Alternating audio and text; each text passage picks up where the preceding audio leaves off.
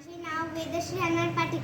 माझ्या शाळेचे नाव जिल्हा परिषद प्राथमिक शाळा पोटा खुर्द. माझ्या प्रयोगाचे नाव आहे वनस्पतीचे अवयव व त्यांचे कार्य. आता आपण वनस्पतींचे कार्य पाहणार आहोत. मुळांचे कार्य वनस्पतीला आधार देणे व जमिनीतील खनिज यांना शोषून घेऊन ते पानांना फुलांना देणे. खोडाचे